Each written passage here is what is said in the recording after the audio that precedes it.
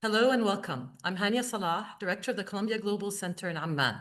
We're pleased to have you with us for this vital discussion on local to global, Jordan's road to COP30.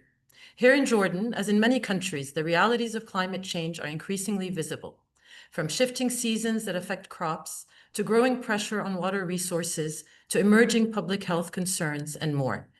These are not just statistics. They influence how communities live, work, and plan for the future.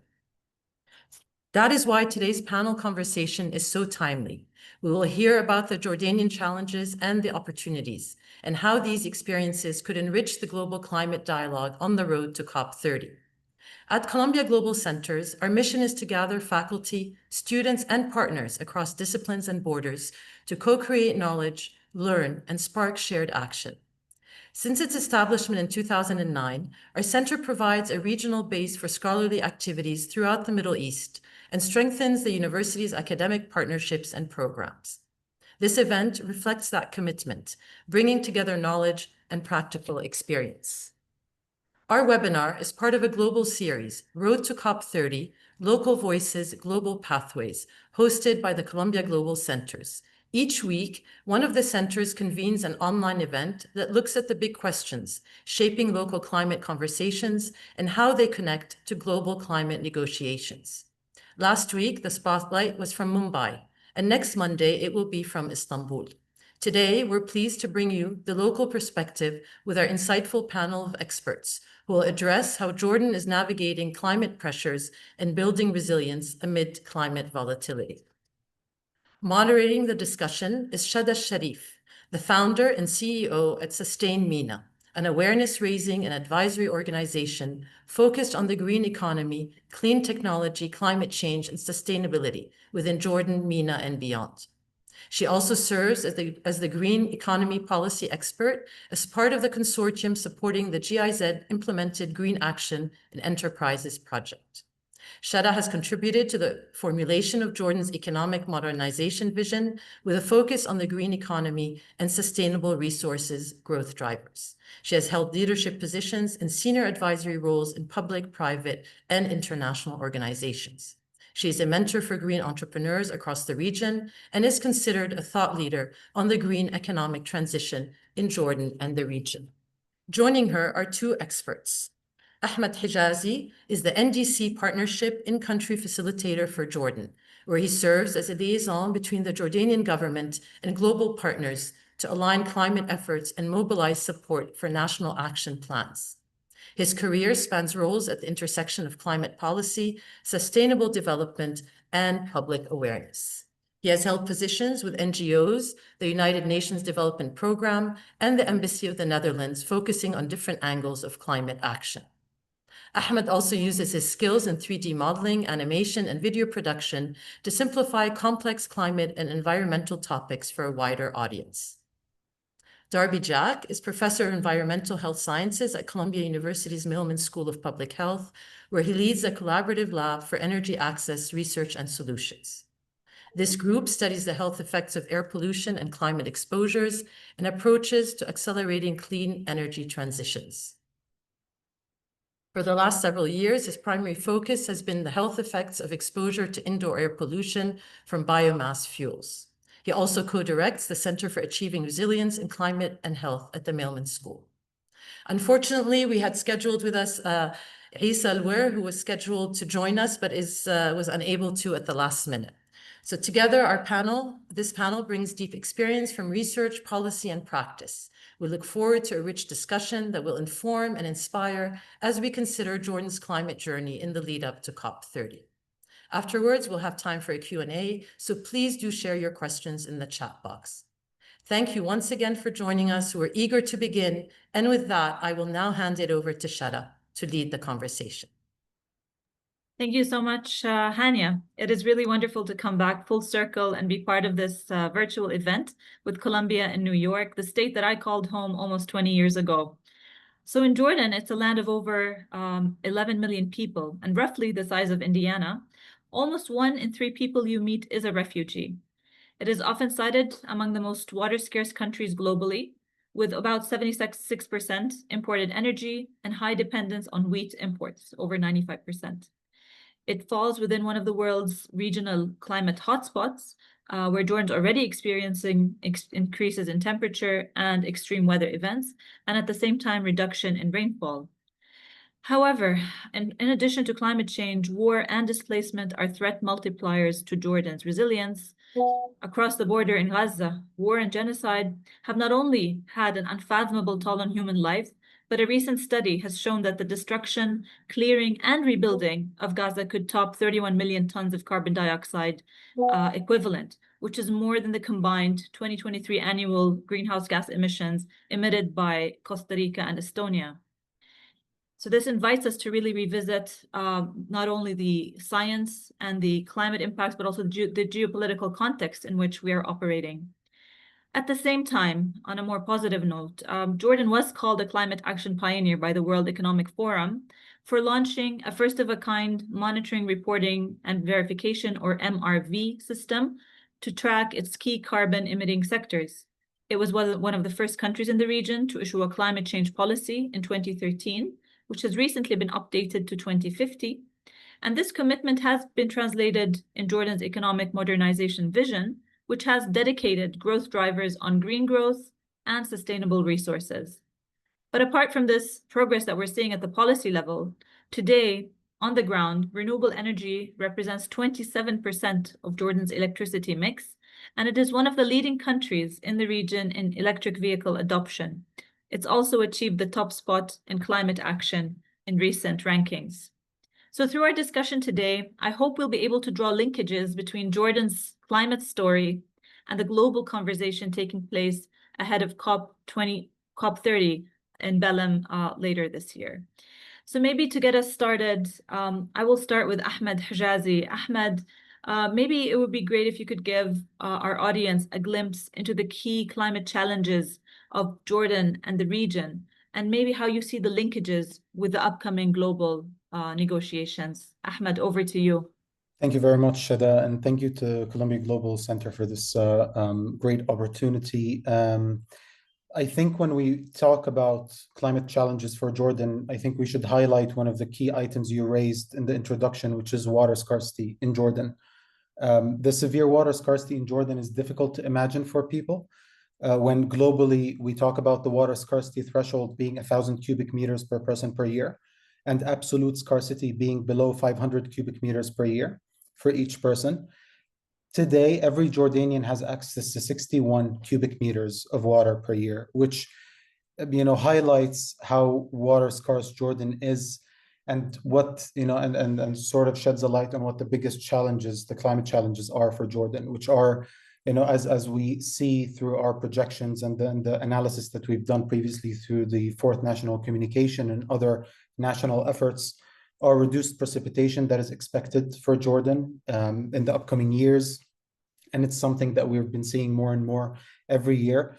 We have severely changing rainfall patterns, which are causing flash floods, because we no longer, or slowly, I think we're losing what we normally used to call a winter season that would last a few months, and we would get an average amount of rain throughout the entirety of 3-4 months. And now we get these severe rainfall events that happen in a week, in a day, in a few hours, that are causing flash floods, that are causing loss of lives.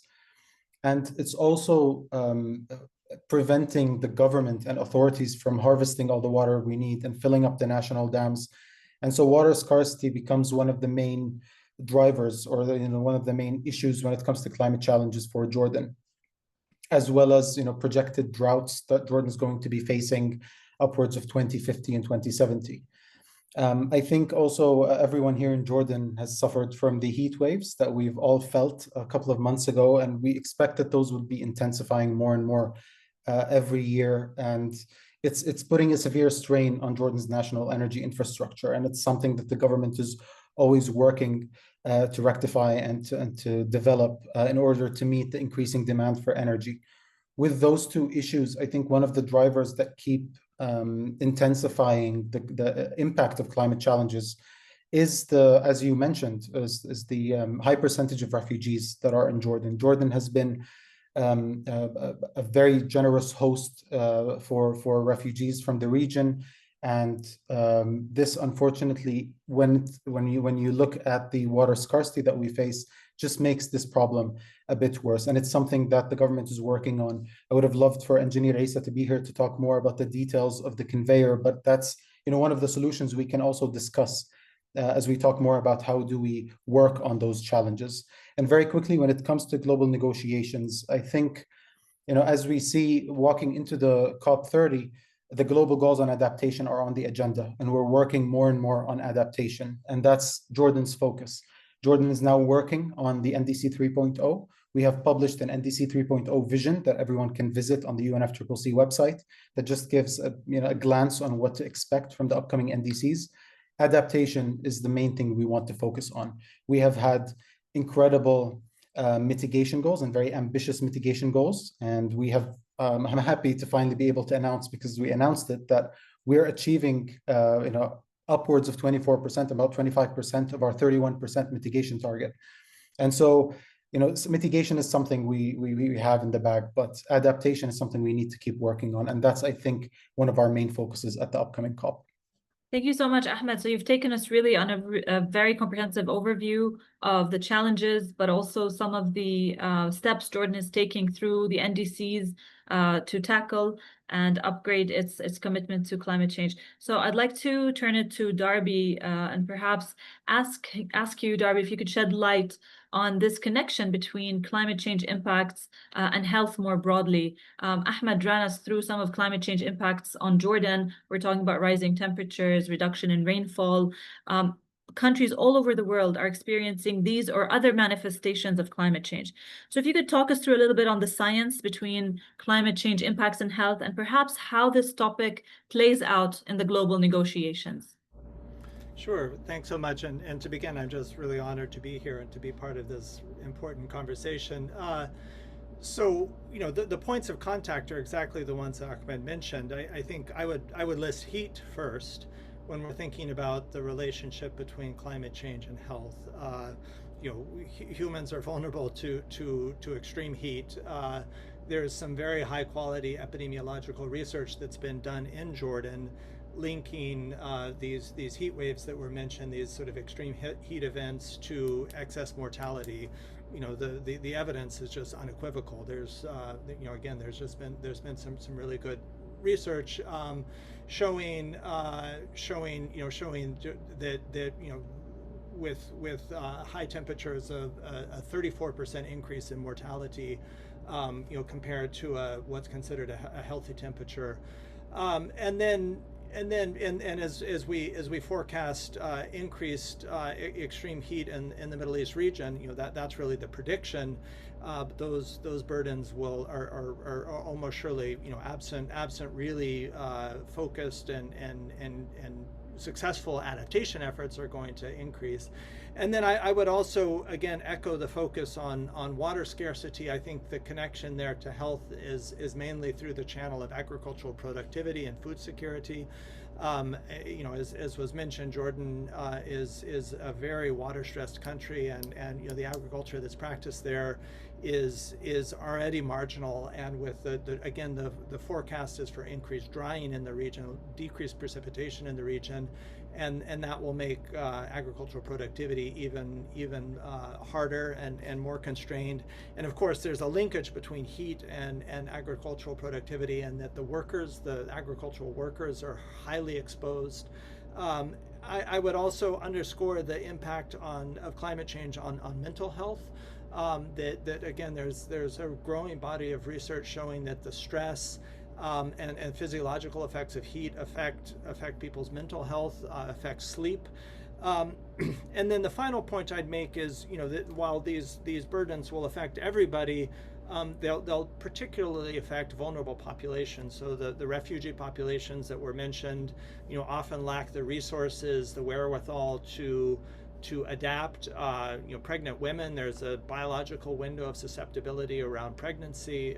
So these impacts are of particular concern for pregnant women. Agricultural workers, so as we think about the impacts, it's important to think across the population, but especially to really focus on those individuals that are most vulnerable. And then the second part of the question is, how is this all interacting with the negotiations in Belém?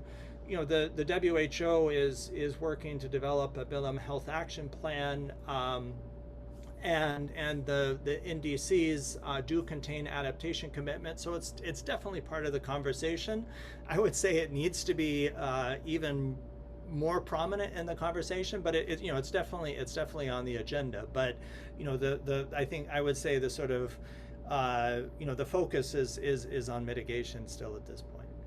So, I mean, you raise a really interesting point, because I think if there was a better understanding of the health impacts of climate change, then maybe there would be an impetus for even more action, because, you know, people can see and feel firsthand the impacts on their own health, versus when we talk theoretically about changes in climate, it might not hit home. And so maybe that's where we're seeing a little bit of a stalling in action and political will. So I really thank you for clarifying. And I think it would be great to see more being said about the impacts of health in these negotiations to encourage more action. And maybe a follow-up question to you, Darby, is then, okay, now that we understand this linkage, you know, how should countries like Jordan really adapt their health systems to deal with these climate-linked impacts? Maybe there are success stories from other countries in the world. If we are to start taking action, where do we start on this issue? Yeah, and I'll confess that I know less than I should about the state of play in Jordan, but from what I understand, Jordan currently lacks a sort of a fully fledged heat health early warning system. And this has been a strategy that's been deployed very effectively in other parts of the world. So, you know, I think there's my understanding is there's a public alert system, but it's not really integrated with the healthcare system. And doesn't necessarily reach the most vulnerable populations. So I think there's a real potential for you know, a truly integrated heat early warning system.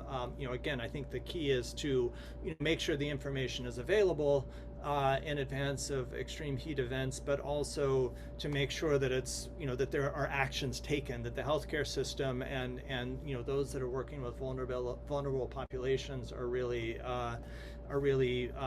you know, empowered to protect the people who are most vulnerable. I think you know, there's good evidence showing lower risk associated with urban greenness. You know, so I think there's real actions that can be taken around creating, you know, planting shade trees, creating green corridors, you know, urban modifications, built environment modifications to mitigate, you know, to reduce the sort of heat island effect. Those are some of the things that I would really underscore. And then I guess the final thing is thinking about resilient health infrastructure, making sure that the healthcare system is well prepared for, you know, for the, you know, the current pattern of heat waves that we're already seeing, but the forecast for more intense and more frequent heat waves. So maybe building on that, Ahmed, you know, you've seen Jordan try to tackle climate change over the last decades with certain policies and projects.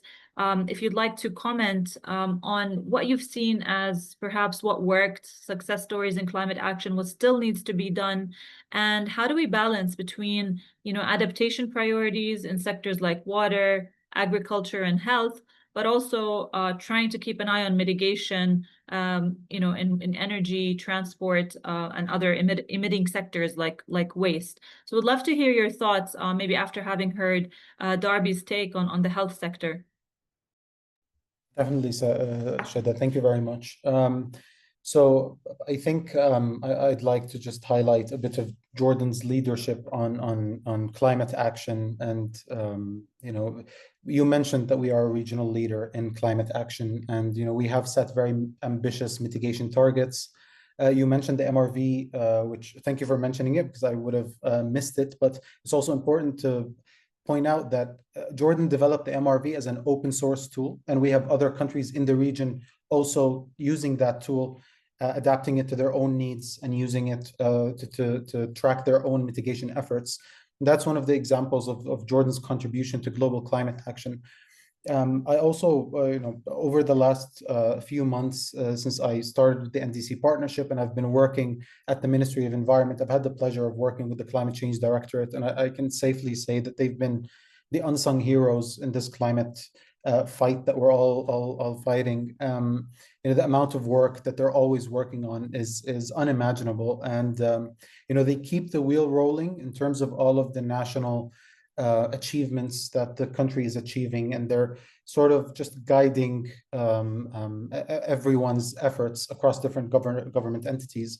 When it comes to renewables, we have an on-grid capacity of around 30%. When it comes to e-mobility, over 20% of our fleets, of our national car fleets are electric at the current moment, and we're transitioning our bus fleets also into electric vehicles. All of this is mitigation. And when it comes to balancing mitigation and adaptation, I think the private sector is very, very influential when it comes to working on mitigation, because mitigation, we can make the argument that it's easier to finance than adaptation. Mitigation has a return on investment. The private sector wants to get involved in mitigation through large-scale solar power plants or farms or wind farms, and it's the electrification of the car fleets and bus fleets. That's all something that provides a return on investment. When it comes to adaptation, it's all of those governmental entities working to ensure that the situation doesn't get worse, that once climate impacts increase, we can still manage with the resources that we still have. And I think one of the biggest achievements, it's making the national conveyor, the Amman to Aqaba Water Desalination and Conveyance Project, a reality. The amount of financing that was required was massive. It was a big show of solidarity from different developed countries and donors who were able to support the Jordanian government in making that happen. And hopefully we'll see it in operation in a few years. I'm really glad you mentioned the national conveyor. I think if our colleague Isa was with us on the panel today, he would have been able to shed a bit more light. But maybe just for the knowledge of our audience, this is an important project that is supposed to attract or generate 300 million cubic meters of water for Jordan in the next few years, which is sorely needed. And the cool thing about this project is that it exemplifies the water energy nexus. This project will depend highly on energy intensive pumping, and so will involve a large percentage of clean energy. And so in Jordan and many countries in the world, you can never only talk about a water project without looking at the implications on energy, agriculture, and the environment. So what we like to refer to as the WIFI nexus. And this project really is a great example of that.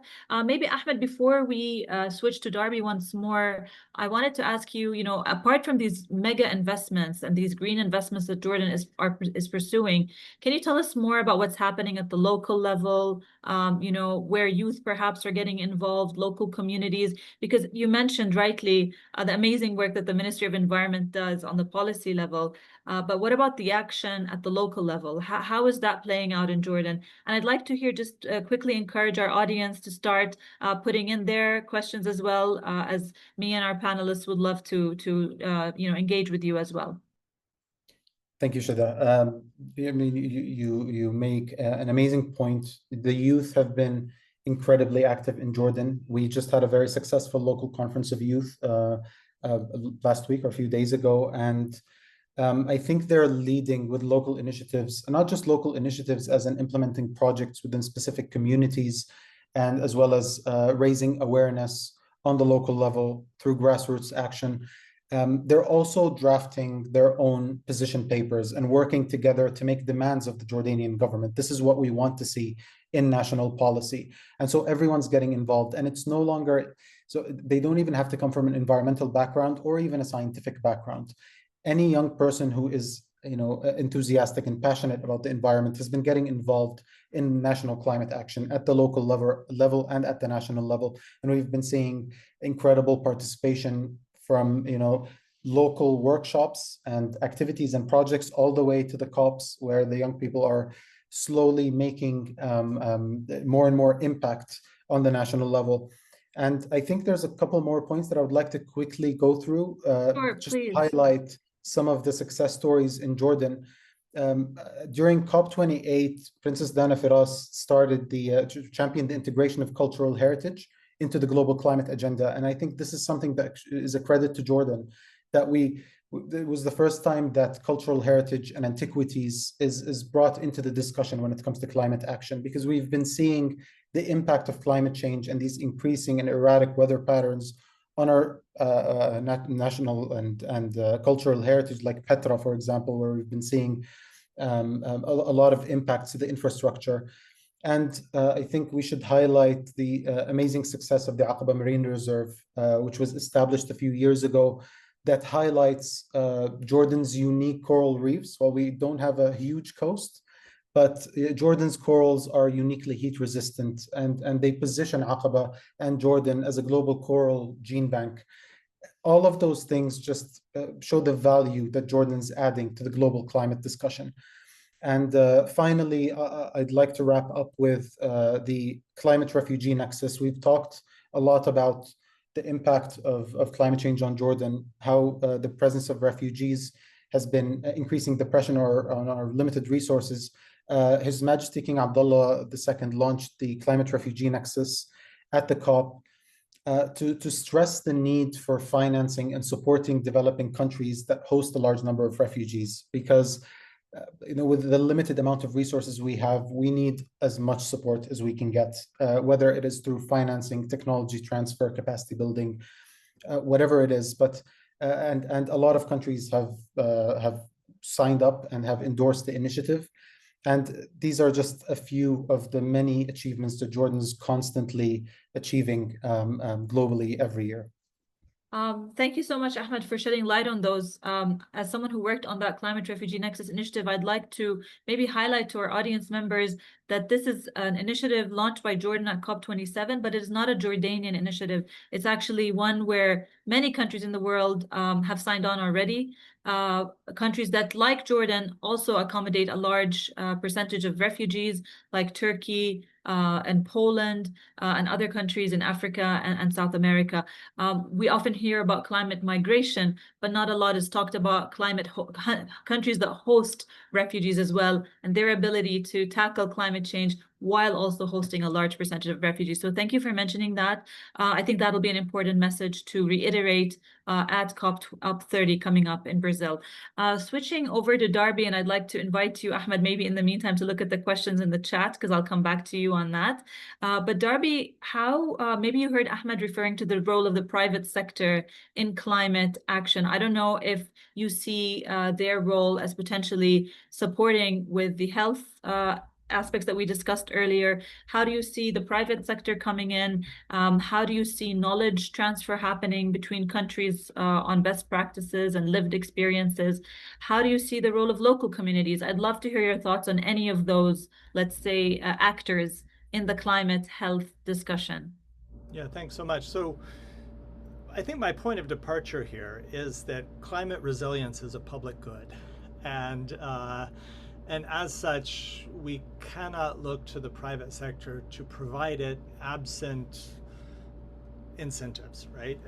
Sort of by definition, as a public good, the private sector will not provide it. And so I think that's just a fact we need to realize and acknowledge and plan around. So I think to look to the private sector, I think the private sector can do things, given the right incentives, can act very efficiently and quickly to provide the kind of support that communities need. But I think absent incentives, that is just not going to happen. So that's sort of my point of departure. But I do think that there's, when we look at the built environment, for example, we typically think of the real estate industry as providing the buildings we live in, but again, sort of shaped and guided by regulation. So I think we need to sort of think about that interplay between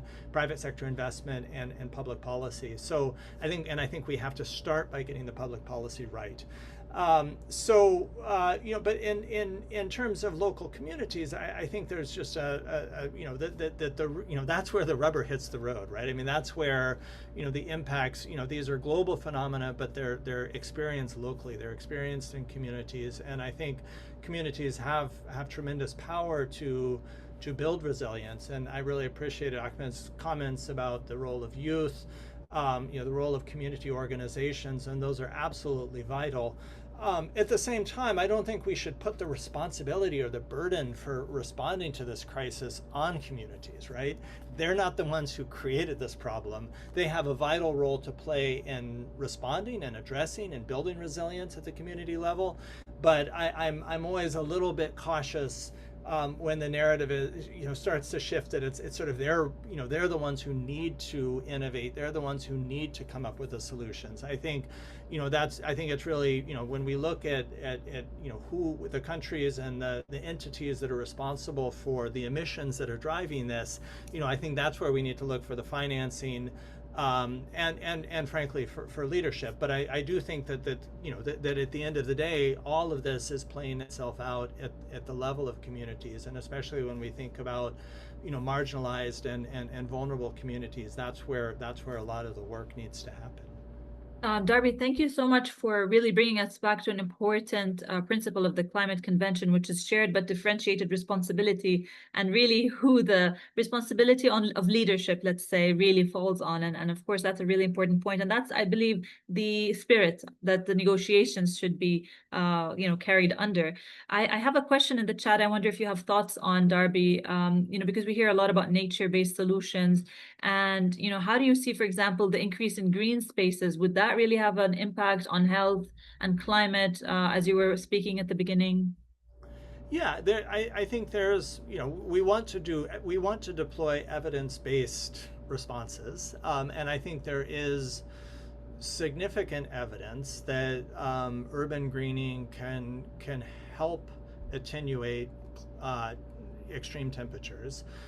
It's not sufficient, but it can be part of a solution. So I think there is good evidence for that.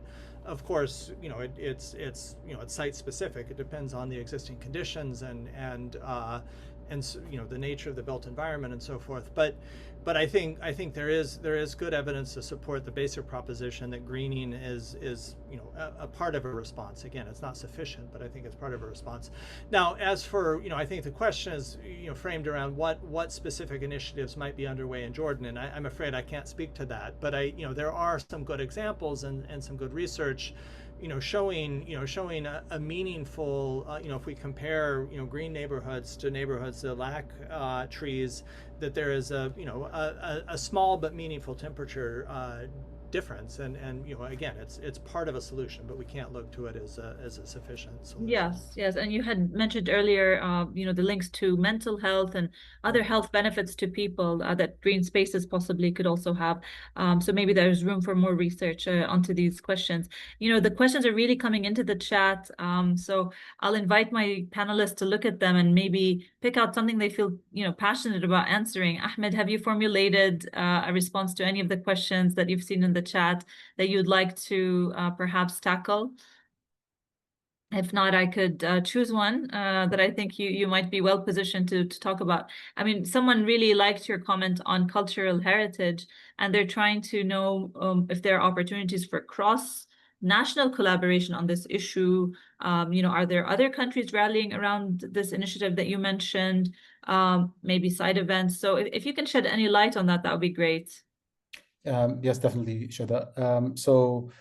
I'm not really aware of I'm sure there are different countries in the region who are also working on natural heritage and culture.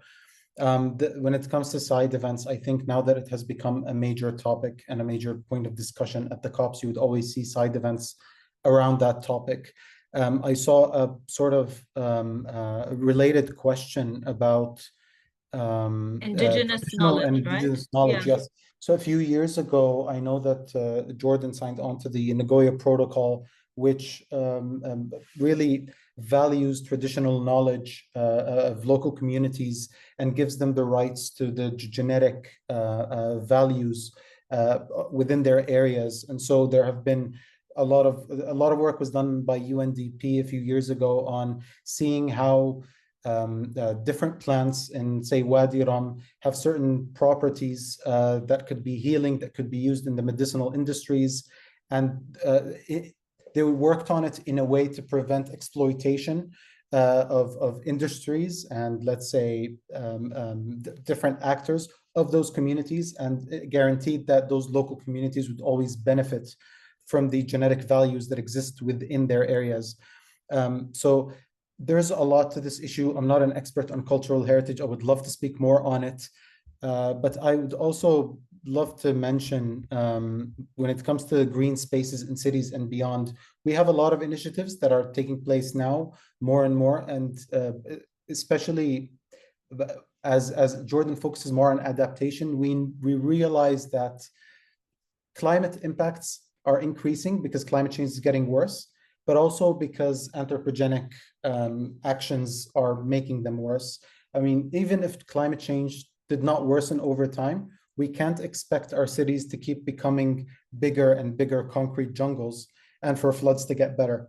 We need the water to go somewhere. And I think that's something that the municipalities and different governorates in Jordan are realizing. And there are efforts that are being implemented by UN Habitat, UNDP, to increase the amount of urban green areas, these small urban forests, as well as different urban areas that serve two functions. One is to provide an area for people to go out to enjoy the city, as well as to harvest floodwaters and prevent them from causing havoc around the city. And it's a way for different governorates to harvest more water, helping it get to the dams, increase the availability of water during droughts. So definitely green spaces are being increased, and there are more and more long-term plans to increase them in Jordan. Ahmed, thank you so much for tackling that question. And there's actually a specific question to you, so I think I'll see your thoughts on that. People want to hear about your opinion on the latest ICJ opinion, the International Court of Justice, that you might have heard of, where an issue was raised that climate change could be raised as a legal issue at the COP30 negotiations, and how maybe countries like Jordan, countries in the global south, could leverage that ICJ opinion at the upcoming negotiations. Maybe some thoughts if you have. Yeah, I think we all know the loss and damage conversation has been increasing, and I think we all have seen, I've never personally participated in the COPs, but I've seen the delegations come back to Jordan frustrated at the outcomes. I've heard from around the world the frustration that loss and damage is not moving ahead quickly enough. And I think when the ICJ gets involved and when it becomes an issue at that scale, it really highlights the need for mobilizing more financing, for loss and damage to take effect, for countries like Jordan and countries that have a severe need for adaptation to get the financing that they deserve.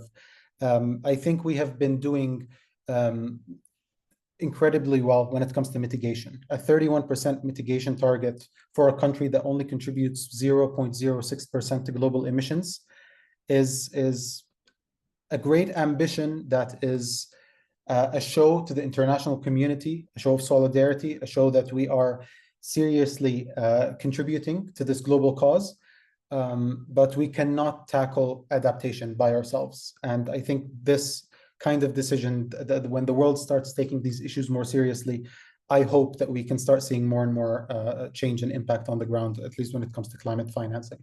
Absolutely, absolutely. I hope that this really strengthens, let's say, the impact and the decisions that we hope to see at COP30. Darby, you're getting a few questions yourself in the chat. There are two questions, one related to the role of the private sector and another focused on renewable energy. Would you please take one of those and share your thoughts? Sure, I'll start with the first one in order. I think I think the question points out that clearly the private sector won't provide climate resilience without proper incentives. But I think the question is getting at that sometimes the public sector faces sort of wonky incentives. For example, I think it's an excellent example that the fuel tax revenue may discourage, if the government is generating revenue from fuel tax, that may discourage them from pushing for public transportation. And it's an excellent point. I think the sort of political economy of climate policy is really important, and you're quite right to point out, that the government is not always the sort of benevolent, sort of social planner that's optimizing a social welfare function. Government is made up of, individuals and groups of individuals who are themselves responding to incentives. And I don't really have an answer to it. I mean, I think, I think that, it gets back to, I think, the role of communities and of citizen advocacy. Ahmed was mentioning the role of youth. I think we as private citizens, we as scientists need to be advocating for, for what is truly best for society. And government is, again, the question is an excellent one, can get locked into a stance that is not necessarily aligned with what's best for society. I mean, I live in the United States. We're witnessing this right now. So I think that that we should be skeptical of government's role and push them to do better and to do the right thing. They won't necessarily do it themselves. Yeah, maybe I'll rest it there. No, and I think that brings us back to really the role of society, the role of youth, and their expectations of their governments. So thank you, Hazem, for raising that question. Maybe if I can put my own policy hat on and try and take on two of the questions there. Ahmed Bassam was asking about the cap in climate finance and in adaptation specifically. And also there's a question of how do we do the trade-offs between mitigation and adaptation for a developing country like Jordan. And maybe I'll share a little bit from what we've been doing through Jordan's economic modernization vision, is really to try and find that sweet spot, that place where you're actually, creating economic benefit. So you're attracting investments, but at the same time, you are really looking at the quality of the investment, the type of the project, and ensuring that indeed it does have positive environmental impact and social impact. So where we are trying to focus the public sector's effort on those kinds of projects that are then attractive at the same time to the private sector, to climate funds, this really opens the door for maximizing the use of very limited fiscal space that governments have, and blending finance with both the development banks that we see are active in Jordan, countries like Jordan and other countries in the region, as well as bringing in impact investors and even the local banks. Jordan has issued its first green bond a couple of years ago through in line with the climate finance strategy issued by the Central Bank of Jordan. So even the local banks are seeing the business case for doing this. This is good for their business, but at the same time helps Jordan achieve its NDCs, its climate goals. So whenever we create that sort of environment, as Darby was saying, the government has a role to put out those visions. The regulations should be welcoming to investors, but the story can be one that not only the public sector writes, but that opportunities exist for the private sector, for international climate funds, as well as investors. So I think that's how we can try and bridge the gap, the financing gap, and also tackle the trade-off. As Ahmed said earlier, the ROI is certainly clearer for lots of mitigation projects. And so I think if we frame adaptation projects similarly, showing the impact on the economy, the impact on job creation, then they can also become attractive to the private sector. With one last point that I'd like to add is that this opens up room for innovation. How can we create, bankable climate technologies in adaptation that attract investors, that excite entrepreneurs? So I think the playing field is vast if we try and frame things a little bit more creatively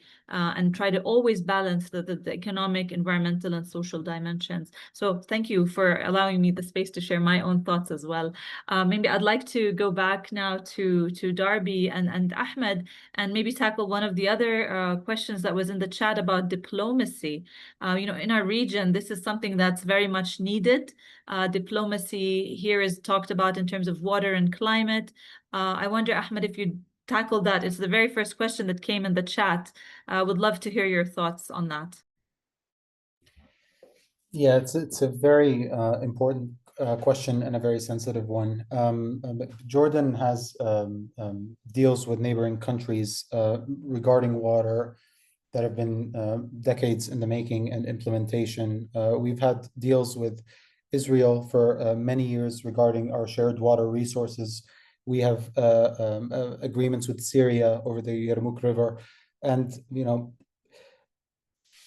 it's a sensitive issue, and I think diplomacy is one of the tools that is one of the only tools that Jordan has in its arsenal to guarantee that it receives the resources that it requires and deserves. I know your experience in working with the government on a lot of issues is vast, and I'd love to also hear your perspective on diplomacy as I think a bit more about this topic. No, for sure, Ahmed. Yeah, I think it's not an easy one, and it's great to see that, diplomacy, negotiation is an art. And, I know Jordan has a very active water diplomacy program now with the universities, and it's being supported by, if I'm not mistaken, the Swiss Development Agency and other initiatives in Jordan. So I think you need to equip, I would say, the next generation of policymakers and engineers on not only the technical aspects. There are, of course, water basin issues that should be studied and discussed and shared water resources. But of course, then how does this translate into the policies and the cooperation agreements between neighboring countries? Of course, this is a very tricky issue. It's not only related to the water resources, but I do know that this issue is gaining prominence in Jordan. And I think, there's no way to escape from having to talk about, cross-border collaboration and the water, energy, food nexus, not just within the country, but also across borders. We are not a large country, and we sit in a neighborhood with other countries that have competitive advantage to us. Countries like Lebanon are water rich and agriculture is rife. Jordan has vast spaces for production of renewable energy. How can these countries work better together? Syria right now with its reconstruction. And so thank you so much for Ibrahim, who raised the question on water diplomacy. I'm trying to see with the time left, what other questions we can maybe direct. Yes, please. Shada, from Hazem Zariqat about the fuel tax revenues for the national government, where Darby mentioned that climate resilience is a public good that the private sector won't provide without incentives, but Hazem sees that in some cases, even the public sector faces conflicting incentives, like the fuel tax revenues. If we incentivize or work on electrification and public transportation more and more, how would the government be affected by that? I think we saw an example of this not long ago with the huge increase in electric vehicles in Jordan, where the government came out and said we have a slight economic imbalance. I mean, we want to incentivize electric vehicles. We're not taxing them, so everyone can buy electric vehicles, and everyone really jumped on that opportunity. And so eventually the government figured a different tax rate that was lower than gasoline vehicles, but it's no longer zero because it didn't make sense for it to be zero. But at the same time, I think, and rightfully so, if we think about transitioning our entire grid to, let's say, renewables, how are we going to be, charging the people fuel taxes or for electricity, whatever it is. But then we have the other opportunities when we look at Jordan being a country that gets so much solar radiation that it could be arguably the richest country with solar resources on the planet when it comes to solar per meter squared. And the opportunities that we have in tying our grids with neighboring countries, selling our electricity to them. Like you said, right now with the work that's happening in Syria, Jordan is participating, Jordan is supporting, and we can be supporting neighboring countries in stabilizing their grids, selling our excess electricity. It's a challenge that we're constantly working on. When the heat waves came, we almost reached capacity in terms of the electricity we need. But on a good day, when the amount of solar energy in Jordan, the solar panels in Jordan are generating at capacity, we are generating way more than we actually need. And all that electricity is an opportunity for the governments. It's opportunities for revenue. It's opportunities to support neighboring countries. So it's definitely an issue in the short term if we electrify everything, but long term, it's a huge opportunity and it's a source of revenue that cannot be ignored. I think we get asked this question a lot as to, Jordan has had an early success in adopting renewable energy in the region, but seems to have plateaued. And what's slowing us down, and you alluded to that, Ahmed, is that it's a holistic package of solutions that needs to come together. So it's not just about, deploying renewable energy on its own. Energy storage technology needs to be price competitive. Connections to other grids in the region will allow us to address the issue that you were talking about, supply and demand, and really then be able to go to the next level of deployment of renewable energy. And I think that this is an issue that a lot of countries are grappling with, with their net zero ambitions. Is it really achievable with the current toolbox of technologies that we have? And then the other point that you made is short-term versus long-term planning. And this is another issue that countries like Jordan face, is that policy decisions are often put under a short-term impact lens rather than a whole of economy long-term impact analysis. And I'd love to hear from Darby if you have any reflections on that level of policy making. Is that how can we ensure that we're making policy decisions today that are good for the people today, may have somewhat of a negative impact on the economy in the short term, but more broadly, would have a positive impact. For example, in our analyses, often when you say, switching to electric cars, are we quantifying the positive impact on health of lesser emissions by adopting electric cars? Sometimes policy decisions don't take that level of analysis into account. So Darby, I'd love your thoughts on the complexities of policy making. Well, I'm chuckling because I'm thinking to myself, we need philosopher kings. But I think the next best thing is rigorous policy analysis. And I think you're alluding, Shada, to quantifying the health benefits of different policies. And I think at the end of the day, that benefit cost analysis is a very powerful tool in this context. And really looking holistically and sort of broadly at policy alternatives and thinking about what they mean for society. There was a question earlier about concentrated solar power and what are the barriers. And I think in a nutshell, the barriers, it requires a tremendous upfront investment. And so I think if it should be analyzed, and I think government can de-risk that upfront investment, and so private capital can take on that risk with some assurance that that the returns will that the downside is at least bounded. But I think what we need more than ever is for government to look holistically and account for the full set of benefits and costs, accounting for health, accounting for greenhouse gas emissions ramifications. And there are frameworks for doing this. There are there's sort of an intellectual toolkit for doing this, and I think it's I think it can guide us to to those societal investments that will deliver the greatest return. And Darby, is that happening in local or national government, let's say in the US or other countries that you've seen this type of use I laugh of these when you tools? say the U.S. I mean, no, I think California perhaps. California as a state level, yeah. Yeah, and I mean, in the Biden administration, it was happening. I mean, and the Biden administration actually did some really, really important work to sort of reconfigure benefit cost analysis as a practice to better account for its distributional implications, how it, who wins and who loses under different policy scenarios. So, I think that the thinking is there. I don't know that I can point to examples.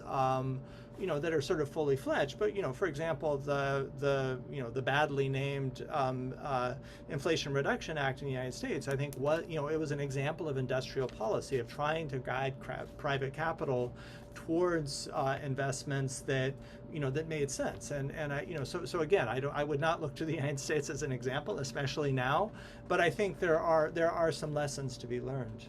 Exactly. The lessons are there and the tools are there for whoever wants to, make use of them. And I think Jordan is trying to move in that direction, especially with the development of governance for the Wi-Fi nexus, as we talked about. They've set up a unit for this at the Ministry of Planning to try and really do that trade-off between the different sectors and the economic impact and look at things a little bit more holistically. We have another question in the chat from Bashar on the use of compressed natural gas in bus fleets. And would that somehow derail our work or delay our work on electrification? Ahmed, any view on this? Yeah, I have some views on just in general the idea that we've been seeing this global discussion about countries that have let's say tapped into fossil fuel reserves, and they've been getting some comments that are you going to use those reserves or are you not? Jordan has found a riche, and we might have some national gas reserves that could be utilized. While we do have a lot of mitigation, like very ambitious mitigation targets, I think when we look at a global landscape of climate justice and we see that globally, the world and a lot of countries have benefited from decades of industrialization and using fossil fuels, and then Jordan finds this resource that is cleaner than traditional fossil fuels, but not as clean as solar.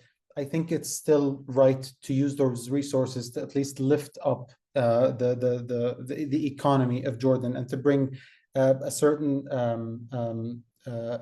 level of livelihoods that the people deserve. And so when it comes to using this natural gas for bus fleets and heavy duty vehicles, we can say that it could delay electrification, but had we not even gone into using natural gas for vehicles, would electrification still be moving at the same speed when it comes to medium and heavy duty vehicles? That on its own is a financial challenge. And I think bringing natural gas into this is just a tool that would help reduce the carbon footprint of a sector that otherwise would not have been touched. We have been working on electrifying the bus fleets. A lot of feasibility studies have been done. It's very pricey. It's very difficult to implement. And like we said, we are now at capacity in terms of our grids. What we need to do in order to enable additional renewable energy on the grids, additional clean energy, is work on energy storage. And once we have that, we can start talking about speeding up electrification and increasing the scale of electrification to different kinds of vehicles. But for now, I see it as a good opportunity. While it would be better if we went fully electric in a 100% renewable grid, but we have to be realistic about the current means that we have and the natural and expected transition. Evolution, transition of this sector. I was just going to say, I mean, this very much reminds me of the principle of just transition, right? Is that the change is going to happen gradually, as quickly as gradually will allow, but also given the national context. So thanks for picking up that question, Ahmed. I'd like to maybe give a turn to you and Darby for your final thoughts on two final questions before we wrap up. Time flies when you're having an interesting conversation. So to you, Ahmed, I want to ask, and this is one of the questions that's been posed in other conversations by Colombia all over the world, is, how the geopolitics in our region and globally are reshaping our priorities and expectations for COP30. If you can tackle that in a minute or less, and then I'd like to pose my last question to Darby after that. Thank you, Shada. I think we are seeing a world that looks more and more towards adaptation. I think a lot of countries are calling for more and more financing for adaptation. That's the discussion that is being held. We're seeing the global goal on adaptation being formulated. We need indicators that really fit the needs of our country, of our region. There's a bigger and more intensified focus on everything that falls under adaptation, from water, health, urban systems, oceans, and biodiversity, that are being talked about globally. And that is what Jordan is focusing on moving forward into NDC 3.0. Whether or not we're going to be increasing our mitigation goal is yet to be seen. but we are certain that we have very specific adaptation targets, and it's something that we call on all developed countries to support with. We need financing, we need solidarity to replace scarcity, and we need our conditional commitments in the NDCs to become bankable realities. We're walking into NDC 3.0 and a world that is walking into NDC 3.0 looking at it as an investment tool. It's no longer just a list of projects or a wish list for governments. They are projects that are seen as investments for the country. And so I think we have a very important COP ahead of us. And I hope that we can come out of it with more impactful financing tools that can really help Jordan meet the needs that it has. And I think, Ahmed, building on those important points, I would add also, Jordan and countries currently in the region would definitely walk in probably focusing on the importance of peace, security, justice, because climate action cannot happen in a vacuum. You need that level of peace and de-escalation of genocides and wars that are happening right in our neighborhood in order to tackle, of course, climate action. And the other thing, I would add is that maybe turning it over to Darby, you had mentioned something really important earlier about leadership. So maybe I want to ask and close with you, Darby, and ask you what climate leadership really looks like, at a national or local level, and where do you look to find this leadership in the world? We seem to have a leadership vacuum. So what gives you hope when it comes to climate leadership? We do have a leadership vacuum. I think. I mean, I take a lot. I'm a professor, as many of us are, and I take a lot of solace from the enthusiasm and idealism of my students, and I think more broadly youth. They, again, not to shift undue responsibility to them, but they are the ones who are going to live in the world that we bequest to them, and I think I see a lot of really good energy and innovative thinking, creative thinking, but we need to back them, and we need to empower them and get out of their way. But I think that's where I would look, to the youth. And I think that's an excellent point for us to wrap up our discussion here. We're a few minutes over. I'd like to take this opportunity to thank Darby and Ahmed for their amazing insights, to Columbia here in Jordan for organizing this event, to everyone who stuck around and for all the questions. To me, I took a lot out of this conversation. I took out, first of all, an important understanding for one of the key drivers for climate action. It's at the heart of it is human health, as Darby pointed out. Ahmed gave us a lot of hope. We could all sense the passion when Ahmed was talking about Jordan's climate achievements. But I think we also all agree that the road ahead of us still requires a lot of work. So there's much to be raised from Jordan to Belém. There's a clear call for more focus on adaptation, more talk about health, more talk about cultural heritage, bringing vulnerable communities into the consideration, into the discussion, and really being more creative about how we design projects, financing tools, and investments to bridge that financing gap, to engage the private sector. But of course, we definitely want to see this translated into leadership by governments, working with all these players. So thank you, everyone, for your time. And for everyone who's going to COP30, please take our messages with you and your own messages there, and hope to reconnect with you again next year. Over to the Columbia team. Thank you so much for hosting us.